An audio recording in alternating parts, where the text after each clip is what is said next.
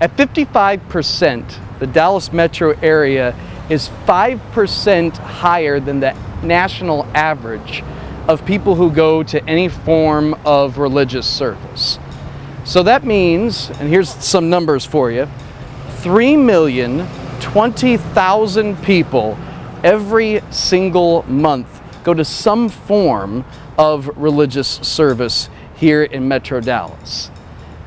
Now, 80% of those people claim themselves to be Christian. So let's break that down. That means a little over 2,400,000 people every single month go to some form of Christian service. Sounds like a lot of people, doesn't it? I mean, when you think about it, the question is, why Dallas Metro for another church? Is there really a reason to have another church here in the Dallas metro area?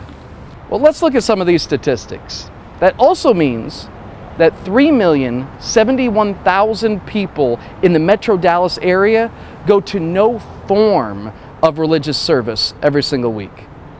Beyond that, we understand that Metro Dallas is at 15% abortion rate, and we are the 5th highest teenage pregnancy rate in any metro area in the nation. How is that possible? A place that has so many churches and so many religious services every single week also has this dark side. I think it has to do with the second part of that phrase, religious services, religion. So why Dallas Metro? I was asking God the same question. Why this area? Why yet another church? And as clear as day, God showed me the vision of the rich young ruler. You know the story? It goes something like this. There was this kid who had it all together. Went to church every single week. He did the right things. You know, he said the right prayers. He knew a whole bunch of scriptures and all of that. And yet Jesus comes to him and he asks him to do one thing. Just one more thing. He says, I want you to give all of your money and I want you to follow me.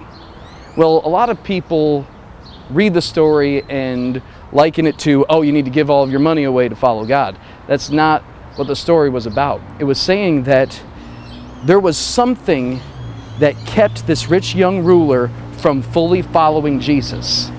Sure, he was able to do all of his religious good deeds, go to church every single week, but when it came down to it, he wasn't really willing to live his faith. See, people in Metro Dallas, a lot of them may worship the Creator, but at the same time, they also worship finance. At the same time, they also worship themselves, their lives. At the same time, they worship religious posterity. Faith for Life is more than a name. It's a prophetic utterance of the type of church and the type of people that God needs to change a city from religious apathy to actually living out their faith. I believe an awakening is coming. See, we're not called Faith for Life by accident. It's for a purpose. Where others have faith for theology or faith for good feelings, I believe that God wants to raise up a community of people who literally live out their faith in daily interactions. People who will speak and live by what they believe. See, in this way, we can change this community, we can change the city, we can change the world. What's not lacking is the preaching. What's lacking is the living. We're called to change the perception of how church looks, what religion is.